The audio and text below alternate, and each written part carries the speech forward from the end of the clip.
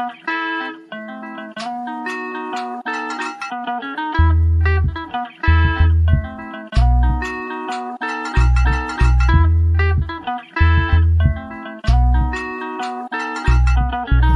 the podcast, hablemos de lo nuevo.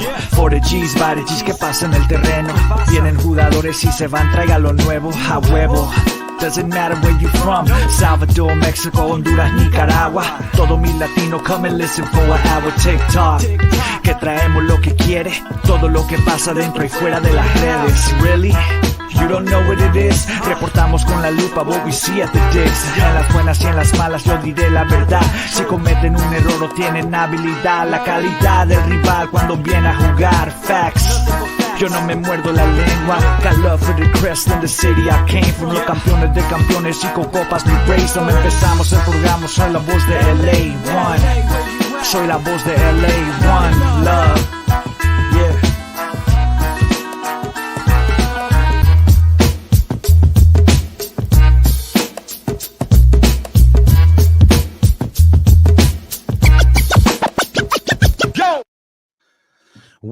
Welcome back to La Cuna Galaxiana, another version of La Cunita, a small little helping of La Cuna Galaxiana to help you get through the week. This one is for all you LA Galaxy fans out there, for all you La Cuna Galaxians, wherever you may be. I'm Rob Jalon, one of your co-hosts. You can find my written work at Last Word on Sports, and you can find me on the interwebs at El Escudero de LA. Today, we'll have a live reaction of the Galaxy's 2-2 away draw against Nashville, a match that was kind of topsy-turvy, back and forth, and the Galaxy were both simultaneously unlucky not to win and fortunate not to lose. We'll go ahead and get into all of that, but first, let me bring back to you my co-host with the most, the one and only ride or die G and a homie, El Gitano Perdido, Ananda Kirana. ¿Cómo te sientes, papá?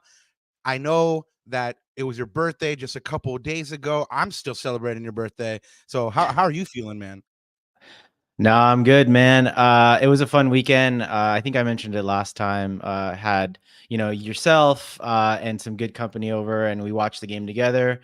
It was really fun. Obviously the game, like, I was kind of barbecuing, so I had to watch the game on replay. I'm gonna say that now. I'm gonna admit that because I was, I had to be Master Chef Boyardee outside, cooking up the sliders, and my wife was on that paella. My wife was on that paella. You know how she gets down. Yeah, exactly. So I had to watch a little bit on replay, but because I got out there the second half and it was a little too quiet for me, I was like, you know what, I better see what's going on in there. And when I got inside it was 0-2, but but I'm glad I missed the bad parts and caught the good parts. Right. So there you go. But it didn't end 0-2. So, that's right. The important part. That's right. And we'll get to that. Yes. So we had a fun time over in Nando's place. And yeah, like he said, he got on the grill and he got down. The sliders were ill. The paella was bomb. Shout out Marinita. Thank you so much. C'est fantastique. Drake, thank you so much. Man, best part of the business. Let's say what's up to everyone in chat real quick in this La Cunita, because this is Drake family is showing right us a lot of love right here, man. He says best pod on the business. Cap, thank you so much. But you know what, Podfather, wherever you may be, like, we can only aspire to be like you and ride them trains like you. Choo choo. Really quick though, I'm gonna say what's up to everyone in the chat quick. So what's up, Raul? What's up, Ed? What's up, Chris? And what up, Drakerson, man? So and my wife, there you go. Hey, si no estás suscrito, no te olvides de darle a la campanita. Mira.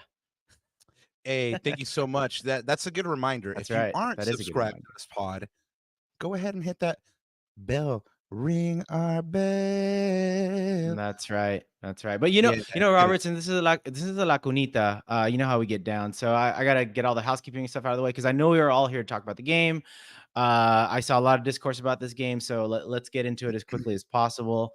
And so we can talk it up with the chat. But so first, Robert did half of my job for me, so you guys can always find us at youtube.com/@La Cuna Galaxiana.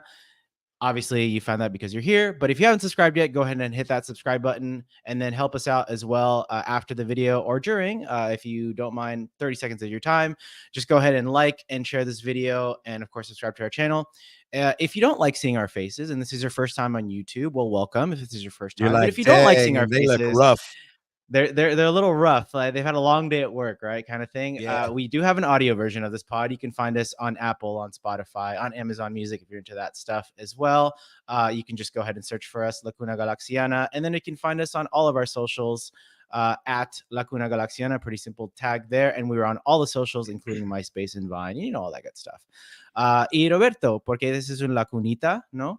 But I still cannot forget a small lacuna. Yes.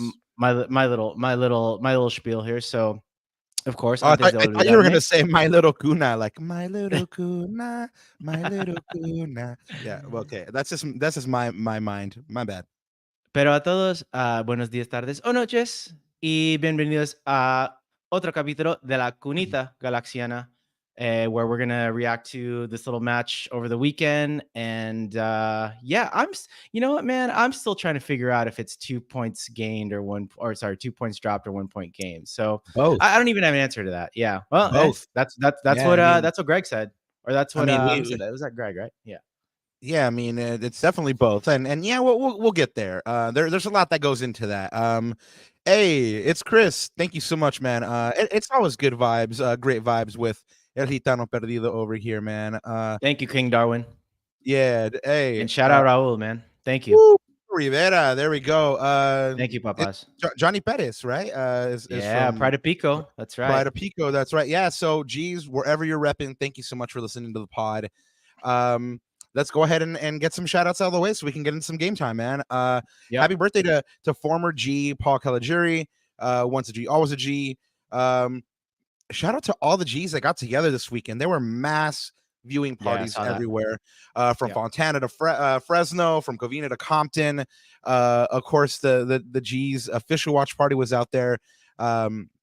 At Hermoso Beach at Hennessy's, and from what I saw, Tom Braun was there, and he went out and bought a round for the folk there at Hennessy's. So props to him.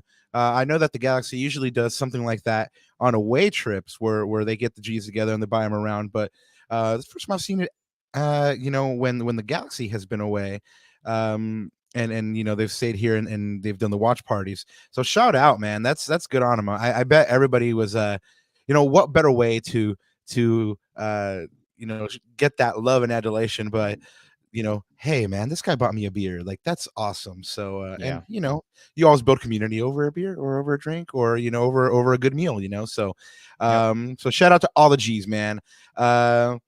You were out there, you were hoping to watch your LA Galaxy stay undefeated. It happened. It happened in a roundabout way.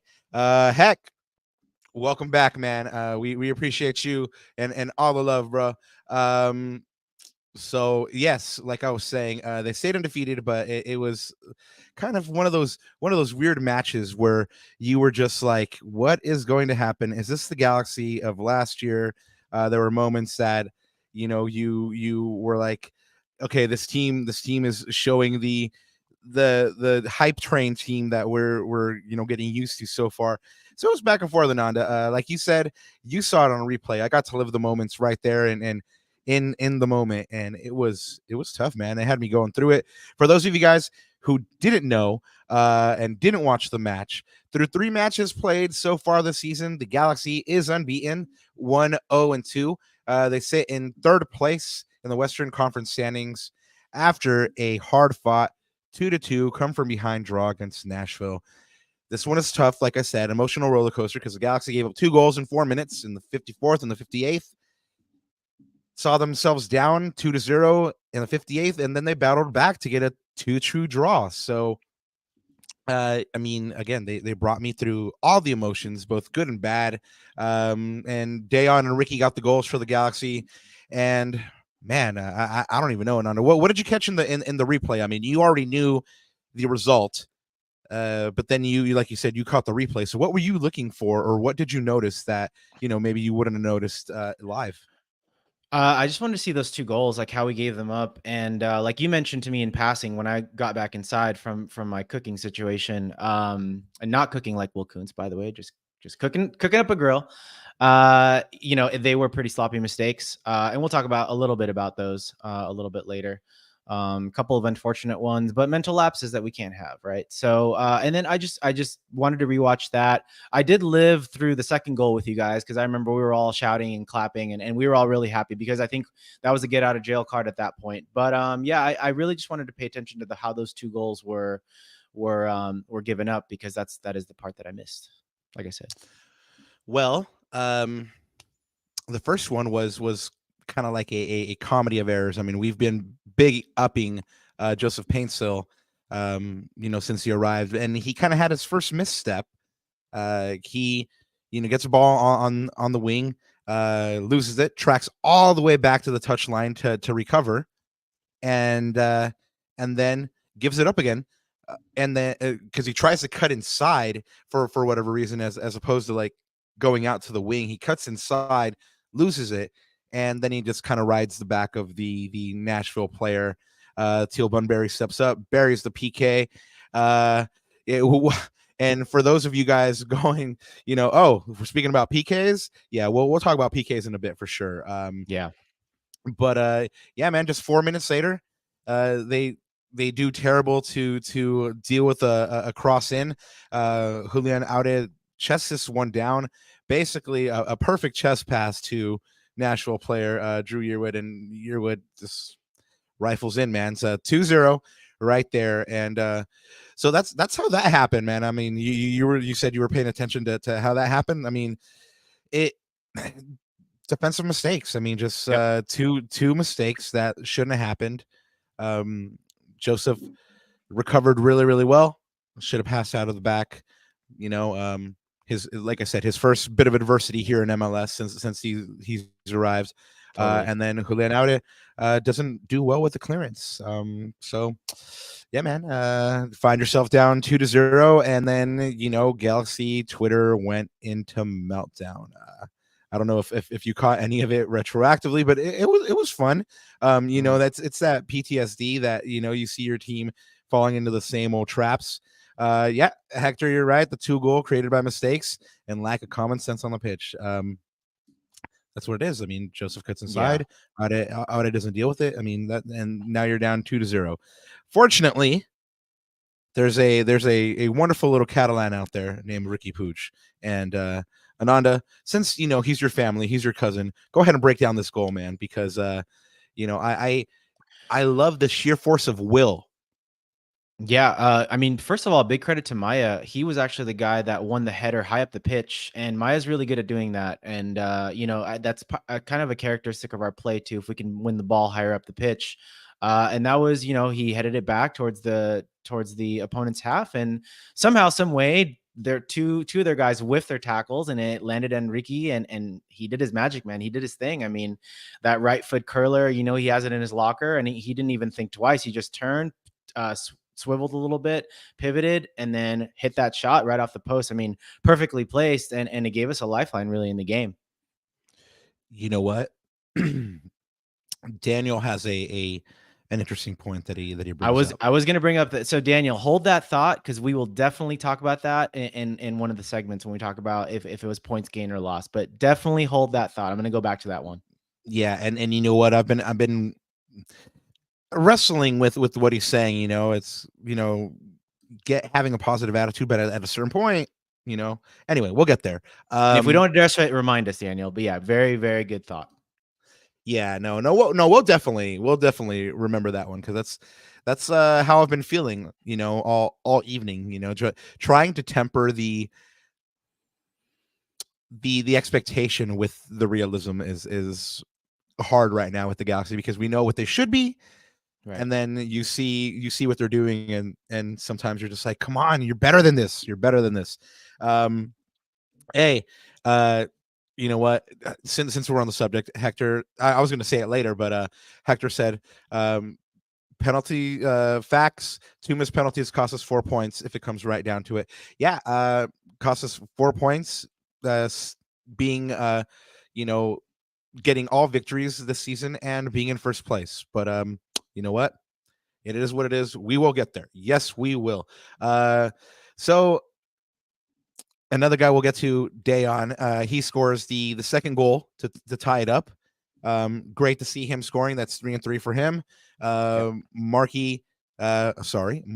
Delgado gets in the area, lets loose with the shot, and Julian Aude recovers, feeds it to Dejan, and then he ties it up. Right. So that's kind of like your play by play of the game. And you know what? There's always hard numbers behind it, and I know that Ananda loves those stats. So take it away. Yeah, let me just pull up the graphic really quick. So these are your match stats from FOTMob that I pulled these up. So let me just read them out to you guys. But I mean, we're pretty dominant in this game, right? If you look at all the yellow, so we were the yellow and Nashville was the blue. 62% possession, expected goals of 1.93 versus their 1.35. And remember, both teams had penalties. So if you take penalties away, I mean, we still have an edge there. 19 total shots versus 13, with 8 of them on target. And Robert, we had 3 big chances to their 1. Again, their 1 big chance was the penalty, right? And we had 2 more big chances on top of our penalty. But look at this. I talked about this the last couple of games. Big chances missed. So we had 2 big chances missed. That includes the penalty as well. Of course, we know how dominant we are passing wise. So, I mean, if you look at the stats at face value, right, we had a pretty dominant game. I mean, we controlled the ball. Now, look, the interesting thing, though, is probably this is Nashville's game plan, right? This is Nashville through and through. I mean, they're the type of team that likes to hit on the counter. They're the type of team that, you know, likes to be resolute defensively and try to hit teams on the break, right? So maybe this was their game plan after all, and conceding us the possession. But to me, the big thing that stands out here is those missed chances again, Robert. We had 3 big ones, and we're actually dominant. We had more shots than them. We had more shots on target. But number 1, we missed the penalty. And I don't know which one they counted as the other big chance miss. I don't know if that was the JP sort of woodwork missed, or if it was the Ricky one in the last minute dying embers of the game, where he hit that sort of left-footed shot on the ground. No, I think it's got to be the Dejan at the back door, and he whiffs on the left-footed shot. Yeah, it could be. Again, I don't know if they count that as an actual chance because it never materialized. Like, he completely whiffed it. It didn't even count as a shot on goal, right? So that's the thing. Like, but the point being is that we had chances, and I told you this from the beginning of the season, man. If we want to be an elite playoff team, we've got to finish our chances. And unfortunately, in this game, we did not, and we gave ourselves a lot of work for the rest of the game. I don't know. Anything else stand out to you or pop out to you from the match stats? So that was the big one for me. Well, I mean, like you showed, the Galaxy attempted a ton of passes. I mean, accurate 597, but they actually attempted 681. So like you mentioned, Nashville was totally happy to cede possession to them and soak up pressure. And in the beginning stages of this match, I mean, the Galaxy looked very, very dominant, right? I mean, they looked like they were going to storm out to another quick win. I mean, they get the penalty, and then they lose they miss the penalty. But you know what? There's a couple other match stats to get on. You know what? It's not all bad. The Galaxy are still undefeated against Nashville. They tie they tie for 3rd in goals scored, whereas at the beginning of the year last year they had a lot of trouble putting goals away. That wasn't a problem towards the end of the year. The defense was a problem pretty much all year, but you know, so those are a couple positives to take away from that. Of course, no Jalen Neal in this one. Of course, no Gabriel Peck in this one. You know, congratulations to the new family. But you know, we've already talked a little bit about the big elephant in the room, you know, which was, you know, the missed opportunities, you know, like the penalty. You know, Daniel brought up with you know, the defense, you know, not dealing with these goals correctly. Yeah, I mean, it's just bad mistakes on defense. I mean, it's one thing when you get beat from the run of play and they're nice goals, you know, or just worldies, but it's another thing when you basically give them up. And you know, so that's a case of the Galaxy shooting themselves in the foot at this point. But they start this one, with an unchanged lineup.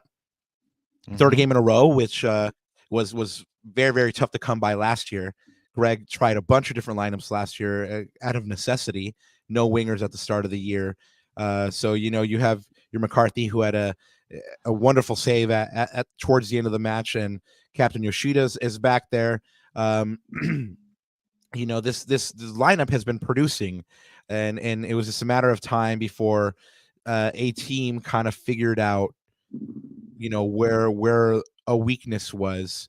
And it's so far one of the weaknesses that I picked up on was Nashville forcing Dejan higher or closer to midfield to pick up the ball. And one thing that we know that Dejan isn't great at is building in transition. And yesterday his first touch was a little missing.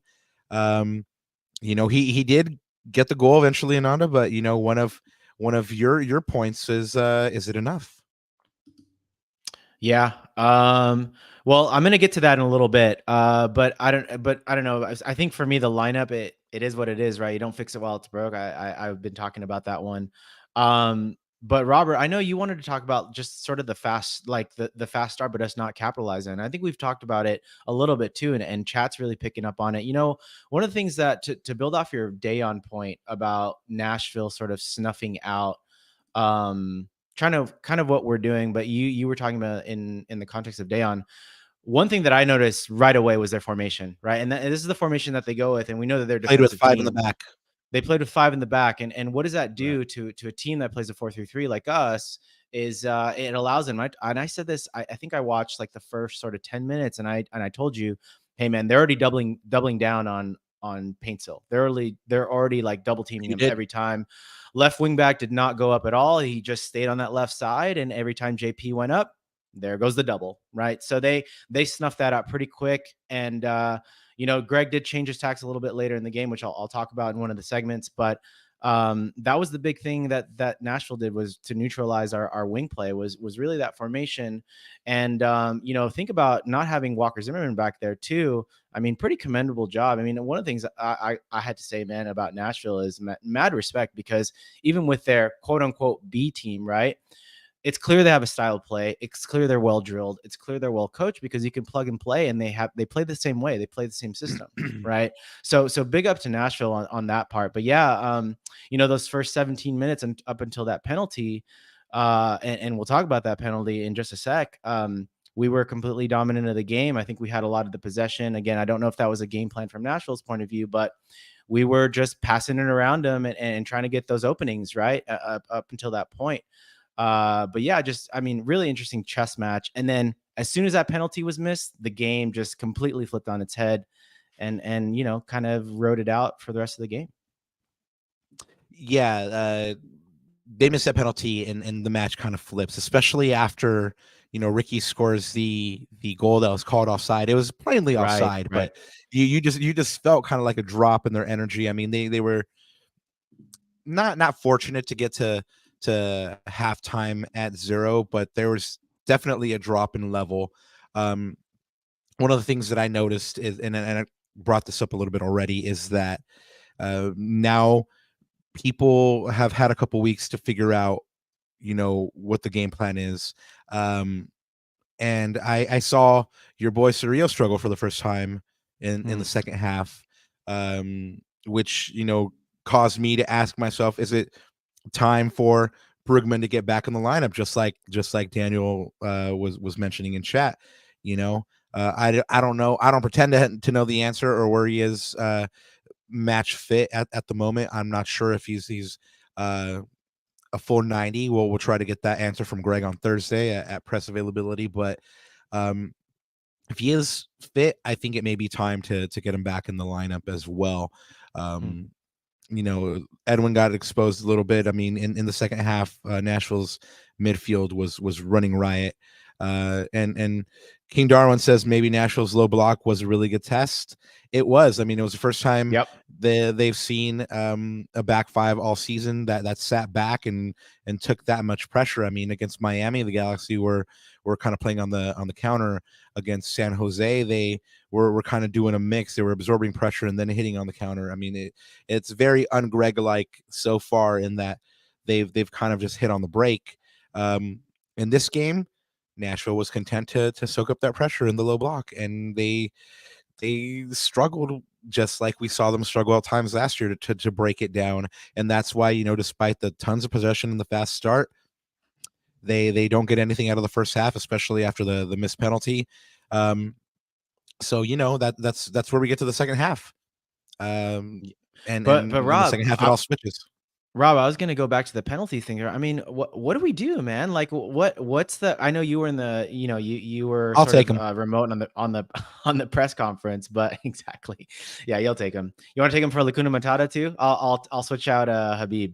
Oh man, that is a like too much nerves for me, man. Like for Lacuna Matata, I'm not down, but in real life, I'm not. No, you're right. I was in the presser, and Judge Sophie Nicolau asked, Greg, what's going on with the penalties, and Greg revealed. I mean, Dejan was 5 for 5 in penalties the last couple of weeks. So they usually practice penalties, and they do them out of 5, and Dejan was 5 out of 5 for the past couple of weeks. So they felt good going with them, and unfortunately, he shoots right down the middle, and I don't ever really think Nashville's keeper knows that much about it at that point. I mean, he just hits his foot, but he makes himself big, and he gets the block. So. I mean, what's the answer? Who knows? I mean, like I said, I take practice him, more. Exactly. Practice more. Well, I mean, I don't think it's like a talent or a technique thing. I think it's like a mental thing at this point, or like somebody that needs to step up and is going to be like, this is me. I got this. I mean, is it JP? Is it Mark? Schnaps? If McCarthy can hit him, just have him do it. I mean, King Darwin says time for Painso to have a try. I mean, like I'm not mad at that. I mean, he's in mid-season form, whereas the other guys are only 3 games in. I mean, who knows? Maybe that plays a part of it.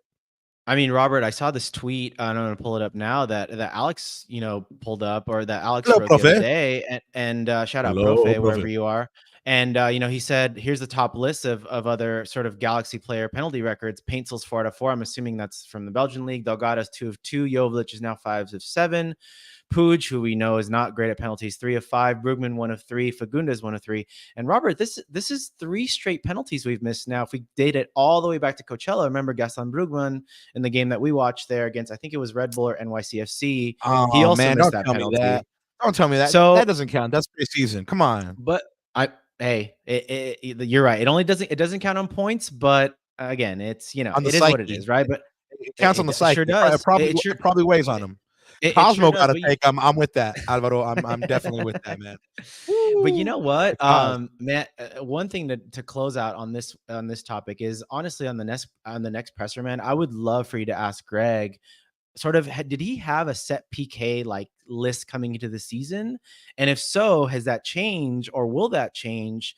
And who was the primary taker? Because I feel like I don't have a clear idea of what that is. I mean, I assumed it was Gaston based off of last year, but I think my bigger point is, like, we're all asking, like, whose responsibility is, right? At the end of the day, it's Greg Vanny's. He's the head coach, right? He's got to put that list together. He's the one that's got to organize.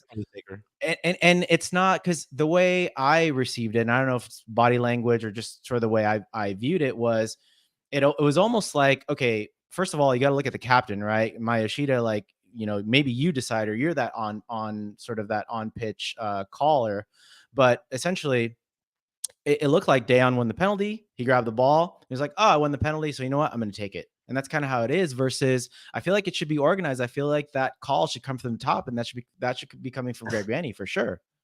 Oh, bro. Check out what the homie Hector says. I blame Chicha. It's his curse. Lightweight. Yeah. No, I mean Yeah. he hit those panenkas a couple of times, and I mean it went bad for him, and so ever since then, I feel like they haven't done well with penalties. Yep. Cosmo got to take him. Like I said, Daniel says open tryouts. Maybe center backs can take pens, especially those two. Yeah, man. I know we got to figure it out. What is the answer? Who knows? But I kept on ranting and raving yesterday when they missed it. I was like, man, you got to take your free money. Take your free money. It's like It's when like the missing Lakers free don't hit their throws. free throws. Yeah, Yes. exactly. Yeah, man. Come on, man. Take your That's free exactly money. that's exactly what it took me back to, was missing free throws. Like, it's the closest thing to a free throw, right? Is that You PK. know how So statistically hard it is for the keeper to actually like make. I mean, I saw a stat one time. It's like in the high, like in the 90s or high 90s. It's like so hard to actually, yeah. you know, like miss one of these, and somehow the Galaxy are doing And it. it was Uh, a game changer, man, because up 1-0, we could have possibly could have had a game like San Jose where we smelled blood and just stepped on their throats and stepped on the gas pedal and closed this game out early, but unfortunately we did yeah. not, and the game ended up what transpired. So Yeah, no, that I did say that, Hector. I said that this keeper just throws his foot out. He makes himself big. He's Hector says he saved with the toenail. Yeah, I don't think he really yeah, knows that much about it, but like didn't hit high enough, like Greg said. you know, Yeah, yeah, didn't hit it high enough, and that is what it is. I mean, but Ananda, you mentioned that this was quote unquote Nashville's B team. So I mean, there was that opportunity missed in the beginning. These are depth pieces. These are second string guys that if they get that onslaught in the first 25-30 minutes of getting 2 or 3 goals against, it's lights out. Unfortunately, Dejan doesn't convert that penalty, making it 3-3 in that moment. He gets the goal a little bit later, and you know what? For me, I mean, he's 3 for 3, and he's an integral part of this team. I think he has another level to go. Still, I don't think his first touch is there, but I think I asked you earlier, is it enough? Is it enough? 3-3. I mean, he could have had a brace. yeah. So what does that do? It's tough, right? I mean, I don't know if you saw the stat, Robert, or if you caught it, but he's the first Galaxy player to score in his first 3 matches to start a season since, I don't know if you saw the stat. I did, since that's in Buttle, yeah. Crazy, right? So I mean, Yeah. it's not an easy feat. Hasn't been done in 14 years, right? So you got to give guys props. It's And because they haven't signed me. and Yeah. he's tied in the lead in MLS with 3 goals, right? I know Giamacca's just scored a hat trick, so there's a few guys up there, 3 goals. So I mean, he's doing the business. I mean, if you look at it from a pure stats perspective, right? But you asked if he's doing enough, and some of the discourse I saw online was, well, of course he's a tap-in merchant. He just scores tap-ins, right? Look at these 3 goals that he scored, and that's fair, but you got to be in the right position to get those tap-ins, right? And then you got to put it home. So again, a goal's a goal. But I was listening to shout out the Nag Boys, by the way. I know Eddie's living off his best life in Mexico right now. So shout out Eddie, wherever you are in Mexico. Nice. Yeah, he's taking a little vacay, but they talked about Dejan Mándame quite el a bit on their pasaje, vos. they talked about Eddie. Eddie and Edgar talked about Dejan quite a bit, and their thoughts were really interesting. I wanted to pull this up and get your opinion on this, which is Eddie said that he thought that Dejan doesn't look like a confident striker this year, and he needs to have better competition for his place, and he's not convinced of better competition with Miguel Berry, which we might talk about in a little bit. Edgar seems to be in the same line of thinking. He said, I don't see the same Dejan from a couple of years ago. Ever since he made those comments as I'm the future of the LA Galaxy, it just hasn't felt the same. And funny enough, someone, Hector said, Chicha, they both said Chicha would have buried those chances that Dejan's getting right now. So they're not totally convinced with Dejan. It doesn't sound like, and I think, anyways, I have a thought of that, but wondering what your reaction was to their thoughts. I mean, if he's not confident, I mean, I'd love to see what he looks like when he is confident, because he's still Right. scoring. So, Right. I mean, what did I say to you in relation to Campana yesterday when I was hating on him lightweight? A striker's job is to score. Campana got his goal. Dejan got his goal. You know, could he have had two? Yeah. Sure. Could he have had maybe three? I mean, there was a chance in the beginning where I think you caught it where he just doesn't have his feet set. Yep. He missed the sitter at the end where he gets the ball across basically the face of the goal. I mean, I'll just put your foot on it. Doesn't happen. So I think he's Yeah. I think he's confident. I think what Greg said yesterday is that uh sometimes he's not like totally prepared or ready for like these chances. So he just kind of like needs to stay engaged and just totally focused like for the whole 90. I think we saw it on that tap in. I mean, I think it's just an issue of like his feet were kind of like mixed up and he missed it. Yeah. I think we saw it on the first game against Miami where there was a peach of a volley that he could have hit and he whiffed on it, you know. So just these kinds of things. But like I said, Greg mentioned that it's just he's not prepared, and that's again where I think the next level comes for him. And from him. So, do I think that he's not confident? I don't see that actually. I think he looks happy. I think we saw it in San Jose. Um, I just think that he hasn't hit the full spring ahead. You know, he didn't have the Yeah. entire preseason either. You know, so I mean, think about it. I mean, if we're looking at it time wise, it's been like a month. You know, he had what maybe like the last game of the CVI, so it's been like a month and a half. Whereas everybody's, you know, like Maya Yoshida is you know had a full preseason, which was like a month and a half, 2 months. So based on that, I mean, like we should be seeing the best of Dejan in like a month or so. You know, so do we necessarily Yeah. have the time to wait? Last year, no. This year, I mean, we have other people that can produce. I mean, Joseph Paintsville can produce, Ricky can produce. Yeah. Mark Delgado's producing with 4 assists. I mean, so yeah, Right. I think the more will come.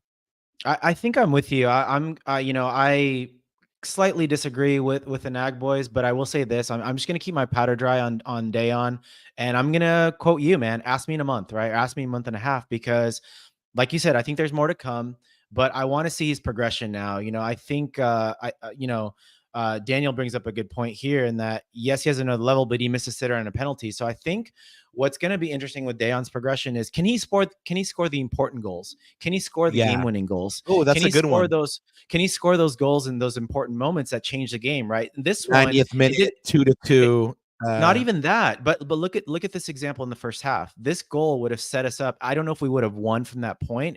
I can't 100% guarantee that, but it was a very, very important moment of the game.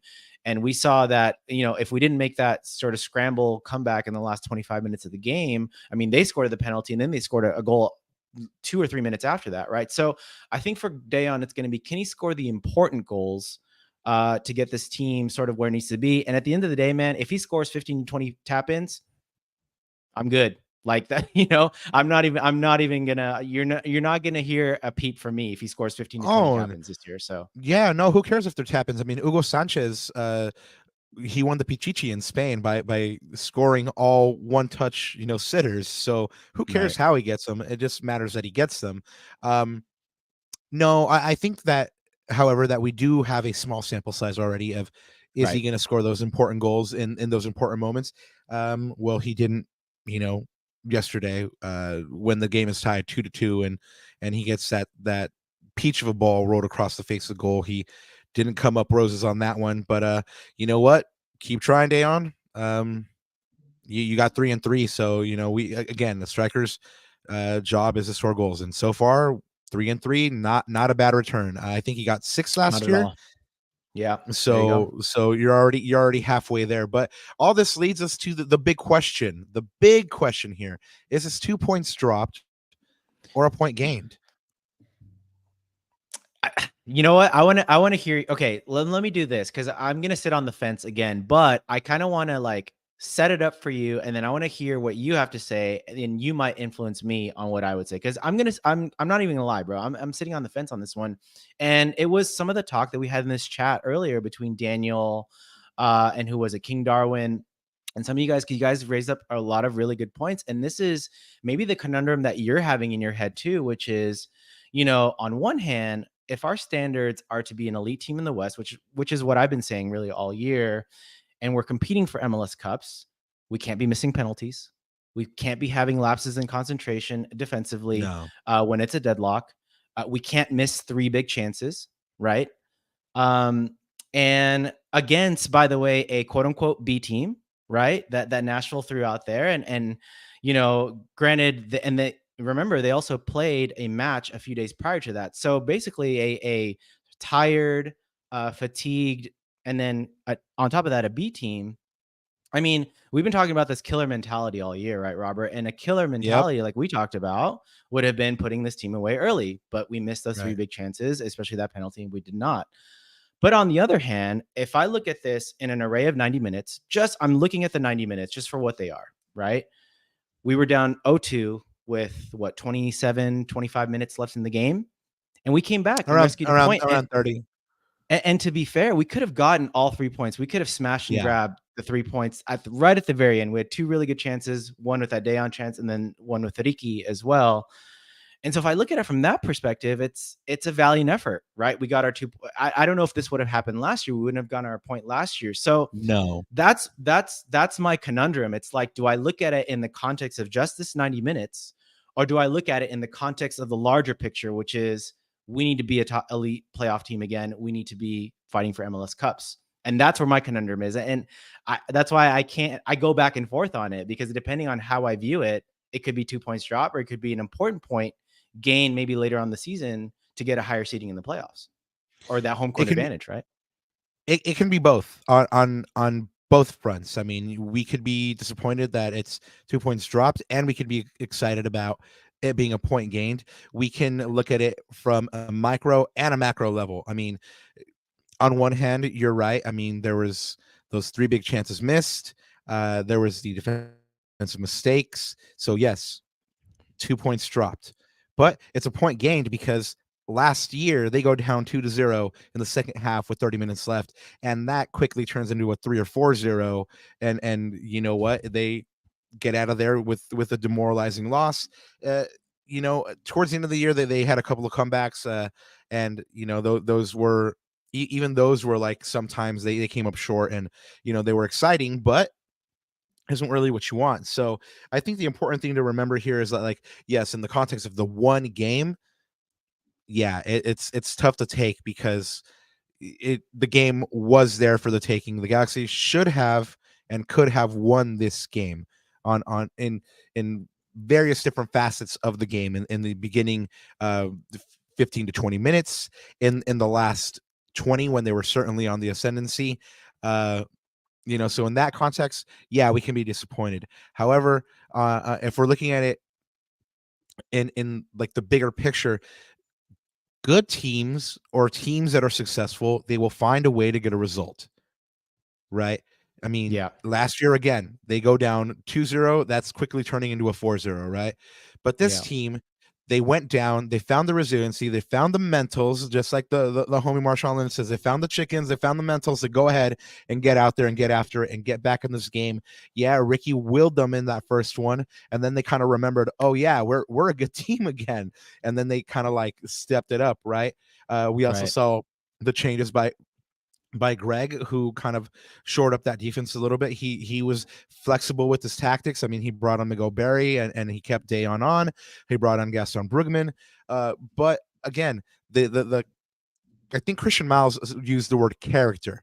Yes, the character that they had to go ahead and fight back and get this point and really should have won was really, really good for them, especially since a lot of the players that they're depending on right now are on the younger side, like Edwin Cedillo and stuff like that. So fantastic job from them for getting the point. Bad on you for letting the opportunity to win this game in the first 30 minutes slip. So again, it could be both. But again, last year they get zilch out of this game. So I think we can just be happy about progression. Yeah, I kind of like that. Like it could be both. And so I guess I'm going to just kind of sum it up to again, maybe I'm looking at this moment in time on the night of March 11th, just a little bit more optimistically. And I would say it's probably a point gain, but the big caveat here is I think, and this is going to your point a lot, Robert, which is I think this is a very teachable moment so that when we have this type of moment, maybe in a conference semis or in a conference finals, or maybe when, last 10 games of the season, we think about this moment, right? And we say, okay, remember guys, this is what happened last time. And remember what We've been happens here if we before. don't, we've been here before. So I'm hoping that we see this as a teachable moment and we move on and we look back to this game and say, you know what, we grew and we matured, or we learned something from this game that we can take later on in the season.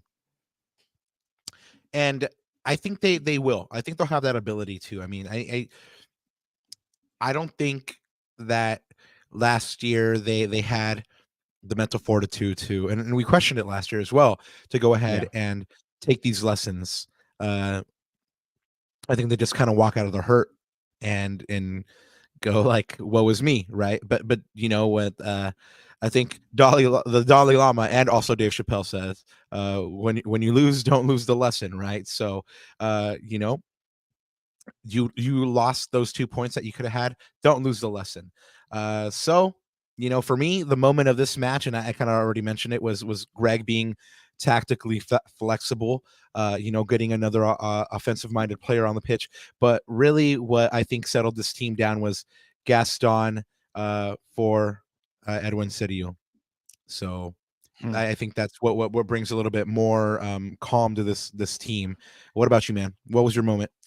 It's funny because I'm actually going to look at the other substitution, which kind of played into a little bit of a tactical switch as well at that same moment. So remember that Vanny also brought in Miguel Berry, and we haven't talked about him a lot in this match, but I thought he actually had a really good performance, Robert, in that 30 minutes. I mean, he's a guy that it's clear to see he throws his body around, man. He's a big Right. guy. He's got a strong physique. He's tall, strong physical presence, something that we don't have on this team. And man, the combination of that along with, and Greg talked about this post match, which he kind of shifted his formation a little bit because he saw Paintsil getting doubled up on that Nashville's left-hand side. He tucked Paintsil in and brought Yamane now on that right side. And that sort of created some more passing lanes, some more opportunities for Ricky to find Paintsil, which I thought was a very interesting tactical switch on top of the verticality of having two forwards, right? So it was a combination of things. And I think that's big ups to Greg for that, because from that moment on, we got the 2 goals. We created a little bit more patterns of play. JP wasn't so isolated. There was a couple of moments where we could have found him. And it's funny, Ricky, I was going to talk about this later, but Ricky played a little bit of hero ball, a little bit of Ricky ball, like he always does. And JP would like look back at him and say, bro, like I was streaking down the lane. You had to find me. Had a couple of those moments, but I think the tactical switch definitely freed up JP. So I thought that was the turning point of the match for me. It was the substitutions, and gotta give credit to Greg Vanny, man. I know he's getting a lot of, he's very polarizing out in the Twitter space, but gotta give credit to him for those substitutions and for that tactical tweak. Well, the big question now that we got the 2 points dropped or the 1 point gained, is who is your guy? Who is your defending the badge winner? Of course, you have Dejan getting the tying goal, 3-3. You got Ricky getting the opening goal. He wins the back-to-back MLS Team of the Week. You have Maya in the back with a good performance, and then of course you have the criminally unsung Mark Delgado right now. I mean, do you have an inkling of who you're picking, or do you want to hear me make a case for each? Why don't you make a case for your defending the badge? And chat, by the way, put it in the comments below. Even if you didn't see your candidate who you thought defending the badge was, I mean, it could be Cosmo, it could be anyone really, whoever you want it to be. Go ahead and put that My in the eternal chat. defending the badge, Edwin. I mean, Cheers. Thank shout you, out. man. By the way, shout out to Edwin for these, man. Amazing. But yeah, I want to hear your case for who you're defending the badges. Well, of course, like I mentioned, Ricky got the opening goal. He's been terrific all season. He leads the league in dribbles completed.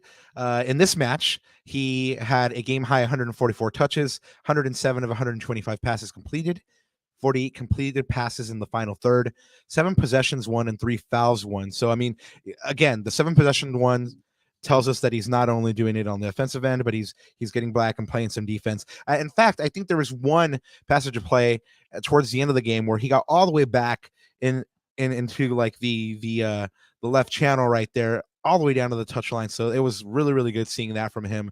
And he likes to score against Nashville. He has 2 goals against them. So, he's probably going to be a strong candidate. Dejan, of course, scored for the 3rd consecutive match.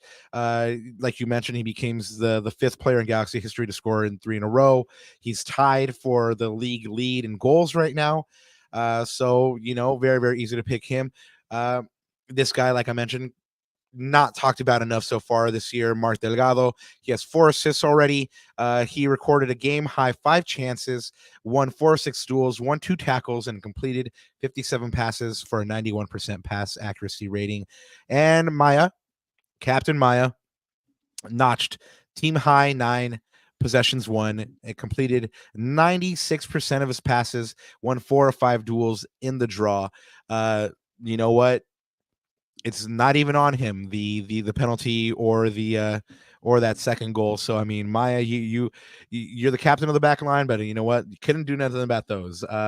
So I mean, I've been talking about him to you all day, Ananda. So who is my defending the badge? I mean, I think The unsung hero, the metronome, the guy that plays in any position that Greg needs him to play in. Right, it's Mark Delgado, man. It's and you know what? I was very, very close to picking him, but let the folk know, man. Let the folk know. I mean, I agree with you though. He does not. His praises do not get sung enough on this team. Well, last year Greg called him the metronome of this team. At another point called him the unsung hero, just like I think he is. I had an opportunity to ask Greg about Mark yesterday. I believe I specifically asked him, we've seen him all over the pitch. We've seen him in defense. We've seen him in midfield. We've seen him on the wing. I mean, he had the assist on the wing for Joseph Painsel's first goal against San Jose. So I asked Greg, what is the importance of Mark Delgado to this team? To which, he answered the following.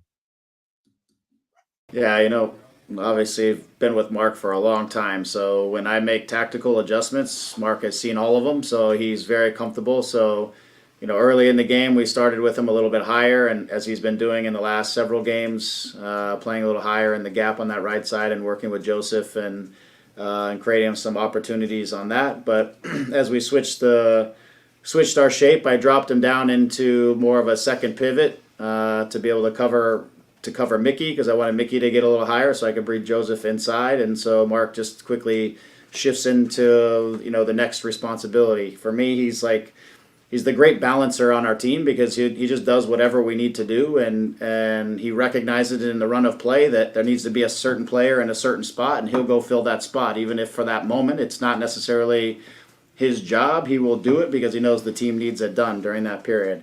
And then I always say this about Mark, the speed at which he transitions from attacking to defending and defending to attacking is second to none. He just, he never reacts any other way than just to get back to work and try to deal with situations. So when you're chasing leads and games get a little bit opened up, you like to put him in positions where he can react and transition and try to recover balls or help you to keep games in the attacking half of the field, things like that. So again, we utilize him in different ways, but he always pretty seamlessly just falls into whatever the role and the task is, and he gets it done. So Greg called this fool the great balancer. This fool got called Nirvana, dog. Like he's just like, I mean, Nirvana, yin yang, like the Force. I mean, like he's been the most consistent player for me on this team. A couple people are singing his praises right now. King Darwin says Landon Donovan said in an interview with Eric the Hammer, shout out Portuguese Hammer, that role players are just as important as the big names. And yeah, man, I wouldn't even say that Mark's a role player. I would say that he's one of the most important cogs on this team. Like Greg said, he's the great balancer, and he does what needs to be done, and he just gets back to work. And I love that. I mean, if that's not defending the badge, Ananda, what is defending the badge? You know what? And then producing with 4 assists. Come on. Yeah. It's easy for me. Mark Delgado defending the badge. But you said I almost picked him. So what you got from me? What foolishness do you got from me right now? No, I'm gonna pick the guy that everyone else is talking about in chat, which is that guy, man. It's young Jimmy Neutron. It's Ricky Rocket, Ricky Razzle Dazzle, A Prince, aka the Prince who was promised. Shout out Black Galaxy fans, Matthew, wherever you are, man. It's got to be the Prince. And you know what? Again, it was a very, very close, I would say, toss up between Mark and Ricky. And the only reason why I gave it for Ricky, I mean, the reality is we could give it to Ricky every game, right? His class and talent is undeniable. But the one thing that I will never question with Ricky, even in tough times last year, was when you need a guy to grab the game by its neck and just say, guys, I'm going to carry you on my back, and I'm going to take us to either fight and scratch like tooth and nail for a point or 3 points. It's Ricky. He's the guy. He's the one guy that does that on this team. And he's like I said earlier, he still plays a little hero ball at times, because there's times where he's just like, give me the damn ball, and like it's like Kobe, right? Just give me the damn ball, and the triangle works through me, right? Where it's like Greg Vanny's system works through Ricky, and that's sometimes how he thinks. But that's the one thing I love about Ricky, is he never shies away from the ball, even if he has to drop. Robert, I don't know if you caught this, but he dropped like down to the center back position just to receive the ball and to initiate the offense, right? So it's that type of like just determination and just sheer will, just to say, guys, like I'm sure he realized that he's the most like naturally talented player on this team, but he also has the resilience and sort of the demand to say, guys, like, I'm going to take you on my back. And credit to him, he scored the goal, and that broke at least that first initial sort of stage of the comeback, though it wasn't fully complete. He had a big part to do with it, getting that first goal. So for me, it's Ricky, man. Well, first time we've been in disagreement this year on defending the badge, but it doesn't matter what we think. You guys let us know what you think. Go ahead and vote online. You guys know where to find us on the socials, on X and Twitter and Instagram and stuff like that. So go ahead and let us know who you thought was the defending the badge winner this week. You know what? We give it out to who you guys vote for. Ro Garcia says, and he's just kind of like backing up your point, never shies from the ball or the opposing team. Puro corazón. Yeah. Big heart. He's all heart. Yeah, I know for sure. And I loved his posts. I love the noise, so like he got a bunch of boos every time he touched the ball last year. I love the noise. Yeah. Hey, thank you for the podcast. Hey, King Darwin, it's been our pleasure, man. Where does that leave the Galaxy after all this, man? After their 2-2 tie in third place and unbeaten on 5 points with a 1-0-2 record. The positives are it took 8 matches to get to this point total in 2023, and like I mentioned earlier, 2 penalties away from being unbeaten and in first place. So coming up next, they have another huge game, another huge test, playing fourth place St. Louis City, who was great last year. They're level on points and in the standings with St. Louis, and they're only ahead on goal difference. They play this Saturday at home at 7:30. Anything you're going to be looking forward to on that one, Ananda? Another good test, right? Another well, they're really a high-powered offense, but they're pretty solid defensively as well. So I think we talked about this earlier in the season when we looked at this sort of 10-game stretch, and this is sort of the what is it called? The presumption, or sort of the prerequisite for your comment about ask me in a month and a half. Well, it's these games, right? And this will be another really, really good test. I'm looking to see how we bounce back. I'm looking to see how we come in with that killer mentality, or are we still going to see signs of defensive frailty and stuff like that? So it's going to be another interesting game, another good test. And I'm looking forward to also having Gabriel Peck hopefully back in the lineup. We'll see though. Wondering if he will start. Wondering if Gaston will start. Well, we'll see on Saturday when the Galaxy are back at home at the digs with those home comforts. Of course, we'll bring you a match preview. This week, we're going to go ahead and hook up with Musa Moseka of Mo Football. So shout out to him. We'll be hooking up with him. That pod will drop on Thursday. Our good Gitano Perdido will be jet setting around the world again. So we'll go ahead and drop that episode for you guys early on Thursday. And yeah, I mean, Ananda, is there anything else left to say? Yeah, no, I was just gonna say, yeah, there's, like Robert said, I am jet setting, so unfortunately this is gonna be a pre-recorded one, so I'm gonna miss y'all in the chat just for a session, but we'll pick that up again next week. We'll premiere it. Like I said, it'll just be a pre-recorded video with Musa, and yeah, it should be a fun one, man. But I don't have anything else to say, but I know you have something to say. Well, you guys know what it is. Go ahead and jump on over to the Podfather, aka Josh Guessman and Corner of the Galaxy. It's been fun, man. You know what? We could have had those 3 points. It is what it is. We're gonna go ahead and get those 3 points on Saturday, though. So Let's go. like I said, nothing left to say, but G's